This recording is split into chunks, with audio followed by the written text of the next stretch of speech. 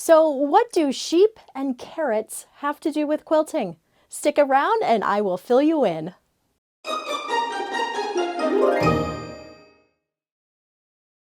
First up, let's talk about the sheep part of what I said.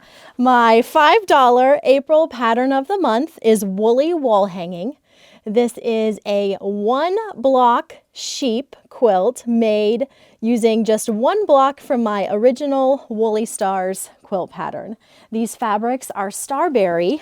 Let's look at those just a bit closer. Starberry fabrics will be in quilt shops in May, so keep an eye out for them then.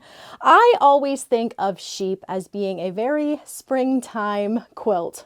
Very springtime animal, so in that regard, a very springtime quilt.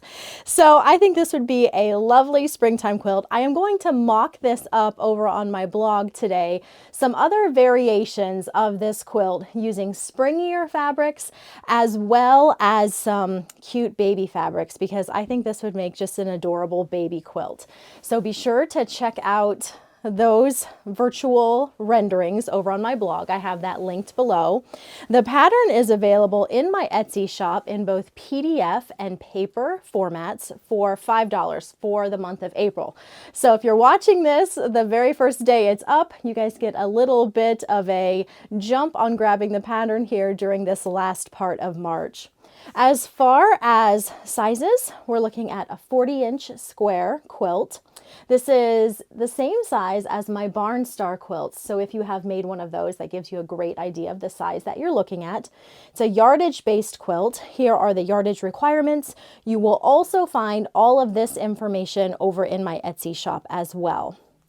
And I would say this is an intermediate level quilt to piece. If you have questions about this quilt, be sure to let me know. I'm always happy to answer those. As I said, Starberry fabrics due in quilt shops in May. For the backing, I used the cute little sheep print from Starberry, which was a perfect choice for the sheep quilt. So that is where the sheep come in. Now let's talk about those carrots. Now you'll remember, or maybe you haven't seen my previous video from 2 weeks ago, we had a Scrappy bunny block. Here it is. And I mentioned in that video that I would be sharing something that I thought would complement this Scrappy bunny block very well. And today is the day I am going to be sharing that block with you. And as you know now, it is a Scrappy carrot block. And I think these two blocks together are just adorable. I have some renderings here of what this block looks like by itself, bunny block by itself, carrot block by itself, and then the two mixed together. And I think they're just the sweetest. For those of you unfamiliar with my Scrappy blocks, I have been releasing these periodically. They started originally with my Scrappy Irish Chain Scrap Along, but I have continued releasing them even when I have no new progress to report on those Irish Chain blocks. So today is just like it has been the last couple times. No new news to report on the Scrappy Irish Chain, but you all are getting a new Scrappy block. These block patterns are free. They're available over on my website in PDF format, so you can hop over there and print that out, and then you have the pattern. I've got that linked down below in the description box as well. Let's take a look at some of the ways you can use these blocks. All right, so I'm gonna tuck those both right there. Well, goodness, that would make a really cute table runner with just 2 blocks if you added another bunny block down here. So that is something I don't even have pictured, but bunny block, carrot, and then maybe repeat carrot going this direction, and then a bunny block going the opposite direction as well would make a really cute table runner. So keep that in mind, because that would be fun. Here is the bunny block using just bunnies laid out side by side. And this would be 48 by 60 because the blocks finish at 12 inches. Now, if we did just the carrot block, you could end up with something like this.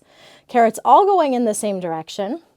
I think they are also cute. If you rotate your bunny blocks, you end up with something like this, which I think is really cute.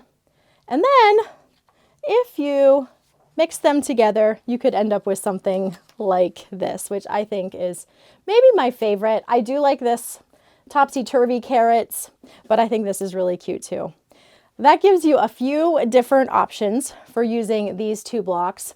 Of course, you could go something smaller if you didn't want 48 by 60. Use less blocks, maybe 4 blocks, makes a super cute small baby toddler size throw quilt. You could go something a little bit bigger if you wanted maybe a crib quilt size, but I think these blocks work really well for a baby quilt, in addition to any other fun thing you want to use it for. Now let's move on to the pattern. I'm going to go down through this as I've done with previous block patterns.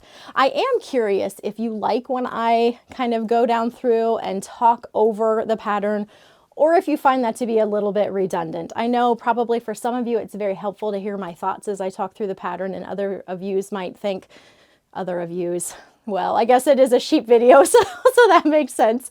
Others of you might wish that I didn't spend so much time talking about the pattern. So let me know which camp you fall into, if that's helpful or not. Today we're going to do that, but I will take that into consideration for these future videos with these Scrappy blocks. All right, so it's a 2-page pattern. As I said, 12-inch finished blocks, your fabric requirements at the top.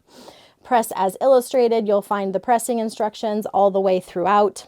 We are making a couple stitch and flips for the top of the carrot, and then these 2 units right here.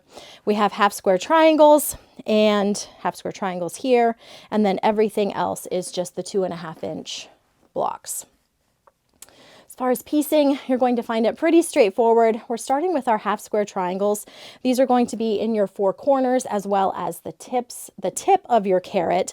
For these 2 half square triangles, press those open. These can be pressed away from the center towards the dark fabric. You will see that noted here that you are pressing the majority of them towards the orange, but then for 2 of them, you need to press those open, and that's these 2 right here. You're then going to make your stitch and flip units here and here, and those are all going to get pressed open. And that is it. Once you have those stitch and flip units made and your half square triangles made, everything else is the 2.5-inch squares, which if you made those Scrappy Irish chain blocks, you might have quite an abundance of those left over. That's why I started making these blocks, because they are primarily 2.5-inch squares, which means that they use those leftover pieces really nicely. So once you have all of those units made, you're ready to sew everything together. You are alternating your pressing as you work your way down through the rows. And then when you sew the rows together, you're pressing those in one direction. If you are wanting to put these blocks either all by themselves in a larger quilt like what you see here, or mixed with the rabbit blocks like what you see here, I would suggest pressing all of the seams open so that everything matches up nicely and we don't have bulky seams overlapping. So that is our cute little carrot block. I hope you enjoy making this one. As always, if you have any questions, feel free to leave those for me in the description box below. If you have any suggestions for future blocks, I got great suggestions maybe last year for some future blocks. So if you have any ideas for future Scrappy blocks you'd love to see, be sure to leave those for me below. Grab your free pattern over on my blog.